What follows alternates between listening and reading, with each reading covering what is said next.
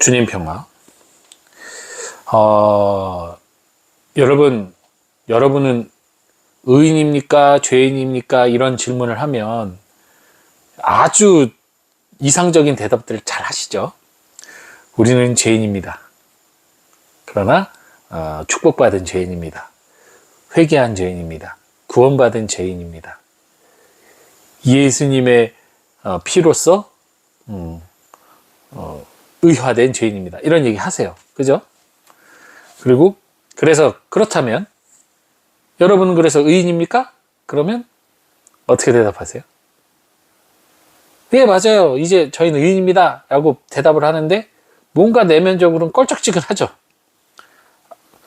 축복받은 죄인이긴 한데 축복을 받았지만 여전히 죄인이라는 생각이 있다 보니까 왜 나는 의인입니다. 라고 말하기는 약간 교만하게 느껴지는 거죠. 그렇기 때문에 우리가 나는 의인입니다 할 때는 예수 그리스도의 피로 말미암아 의인입니다. 하느님의 자비로 말미암아 의인입니다. 라고 얘기를 하겠죠. 예수 그리스도의 십자가로 말미암아 의인입니다. 이렇게 얘기를 해야 되는 거죠. 자, 우리가 너무나 쉽게, 너무나 잘 이해하고 알고 있는 정답들이에요, 이건. 예, 신앙인이라면 기본적으로 이 정도는 대답할 수 있어야 되는 거예요. 요거 아직 모르신다면 좀 더 공부를 하셔야 됩니다. 예, 어쨌든 이 응답은 잘할 수 있어요. 이게 마치 어떤 거냐면 수학 공식 같은 겁니다. 아주 딱 떨어지는 거예요. 예수 그리스도의 순환, 죽음, 부활, 승천, 하나님의 구세사의 그 원칙에 따라 쫙 제대로 공식대로 흘러와서 우리에게 죄의 용서와 영원한 생명이 주어진 것. 이 정형화된 공식 9981인 거예요. 그런데 만약에 이 공식이 9981이 내가 살아가는데 하등 쓸모가 없다면, 진짜 내가 살아가는데 하등 쓸모가 없다면 이거 외우고 있으나 마나 뭐 별 의미가 없겠죠. 마찬가지예요. 지금 우리가 딱 갖고 있는 그 우리의 모습, 의화된 죄인이라는 나의 이 믿음이 세상을 살아감에 있어서 활용이 제대로 되지 않는다면 이건 의미 없는 암기에 지나지 않습니다. 즉, 이 공식이 공식 그대로 남아있을 때 가치가 없어요. 응용이 될 줄 알아야 돼요. 제가 그게 문제예요. 저는 수학을 못했어요. 이유는 하나입니다. 응용이 안 돼요. 그러니까 1 더하기 1은 2라는 산수, 수학도 아니죠. 산수를 배웠어. 1 더하기 1은 2다. 라는 공식을 배웠어. 그런데 선생님이 내가 배운 대로 똑같이 낼 거야. 그래 놓고 2 빼기 1은 1이라는 걸 냈어요. 선생님 입장에선 당연한 거라고 생각하고 냈을 거예요. 근데 나는 그게 이해가 안 가는 거예요.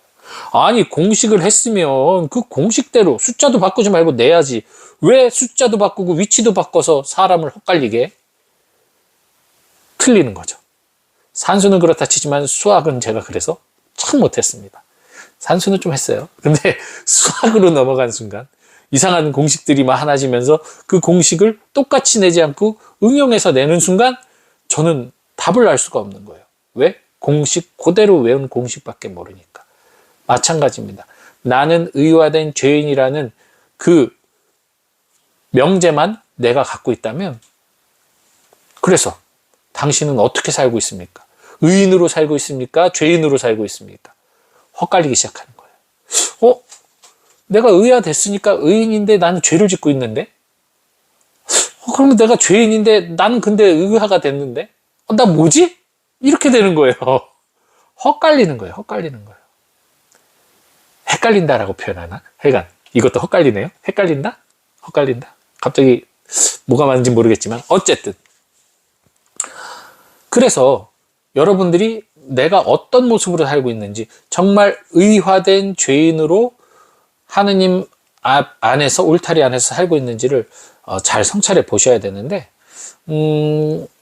두 가지를 주의하셔야 될 것 같아요. 하나는 내가 죄인이라고 생각을 하면서 자기 자신을 되게 죄인이라고 막 말을 하고, 나는 죄인입니다, 나는 부족합니다 라고 말을 하면서 정작 살아가는 모습은 사람들을 심판하고 있지는 않은지, 의인의 모습처럼 내가 의롭다고 나 자신을 무의식 중에는 의롭다고 여기면서 사람들을 심판하고 단죄하고 평가하고 있지는 않은지.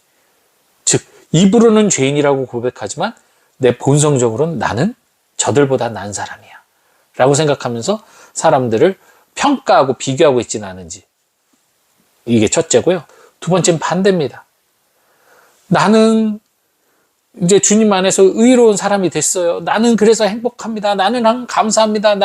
나는 행복합니다. 나는 행복합니다. 이 노래가 이제 우리 하나 이글스 주제가인데, 하나라서 행복합니다. 뭐 그러는데, 하나님과 내가 하나니까 이제 행복해요. 막 할 수 있어요. 근데 행복하다고 말은 하고 있는데 정작 내 몸이, 내 존재가 불행함을 느껴, 결핍감을 느껴, 고통과 슬픔과 우울을 느끼고 있어. 계속 이게 나는 행복해요, 주님 안에서 기뻐요, 그런데 계속 병이 나.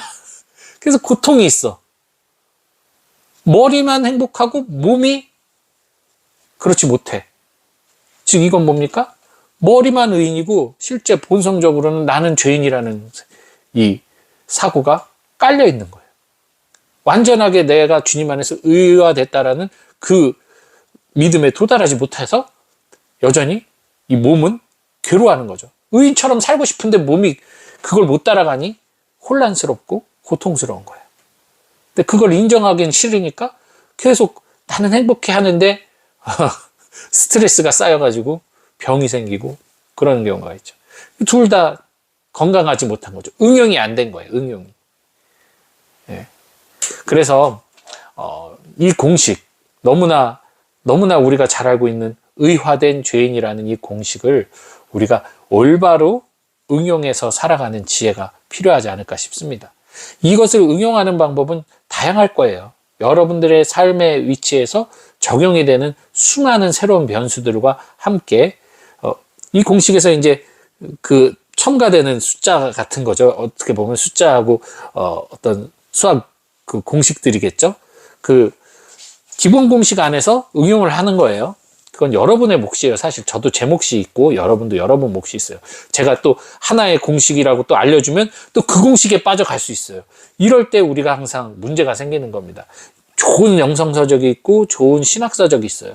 그걸 내가 읽었어. 너무 감동했어. 그래서 이것만 옳다 하는 순간 그것이 이제 금서가 되는 거예요. 예. 금서가 되는 거예요. 왜냐하면 하느님의 사랑은 하느님이 살아계시기 때문에 유동적이에요. 딱 공식 잡을 수가 없어요. 그런데 어떤 사람이 신학책을 쓰고 영성서적을 썼을 땐 그 사람이 그 순간에 체험한 하느님의 사랑에 대해서 딱 쓴 거란 말이에요. 픽스가 돼버렸다는 얘기죠. 그런 순간 내가 그것만 보면 하느님의 사랑의 한 부분만 접하면서 그거에 골몰하는 거예요. 그래서 하느님이 다른 사랑의 모습을 보여줄 때 인정을 안 하게 되겠죠. 아니야, 하느님은 이런 분이야 라고 획일화 시키게 되겠죠. 그럴 때 갈라서는 교회가 되는 거예요. 그렇기 때문에 성서는 그래서 4개의 공간복음, 3개의 공간복음과 하나의 복음, 4개의 복음을 만약에 하느님을 그냥 명확하게 규정하고 싶었다면 뭐 복음 4개를 쓸 필요가 없죠. 그걸 또 다 취합해서 하나로 만들어서 출판을 했겠죠. 당연히. 그러나 이 교회는 그렇게 하지 않았어요. 조금씩 다를 수도 있고 가르침과 바라보는 어떤 시점이 다름에도 불구하고 이 4개의 복음을 그대로 실었어요. 그래서 그 안에서 다양하게 움직이시는 하느님의 모습을 발견하라고.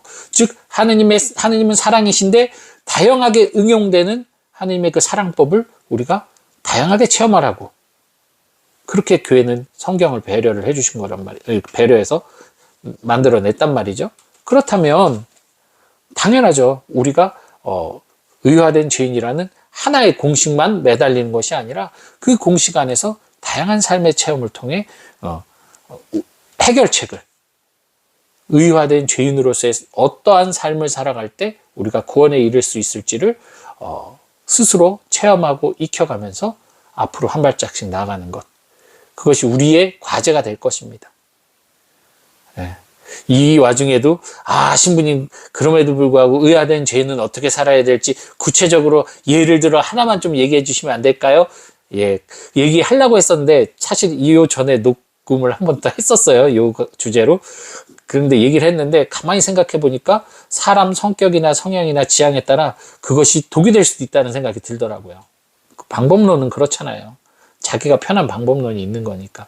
그래서 이것은 여러분이 기도하시면서 성경을 읽으면서 여러분들의 성찰 속에서 삶에 적용해서 한번 실현해 보시기 바랍니다. 답은 정해져 있어요. 의화된 죄인은 구원에 이르는 겁니다. 이게 답이에요. 답을 놓고 그 안에 여러분들의 공식을 만들어내시기 바랍니다. 주님 평